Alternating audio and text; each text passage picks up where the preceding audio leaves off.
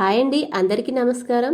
నేను వీడియోలో చూపిస్తున్నట్లుగా ఒక గేమ్ ఆడుతున్నా కదండి. అది ఒక సర్కిల్ గీసుకొని మనం చింతగింజలు అందులో వేసి ఆ సర్కిల్ నుంచి బయటికి రాకుండా ఈ ఆట ఆడాలి. నేను చిన్నగున్నప్పుడు ఈ ఆట బాగా ఆడుతుండేదన్నమాట. ఎండాకాలం వచ్చింది, సెలవులు వచ్చినాయి అంటే చాలు ఈ ఆట బాగా ఆడేది. ఇప్పుడు ఈ ఆట నేను మా బాబుకు చూపిస్తున్నాను.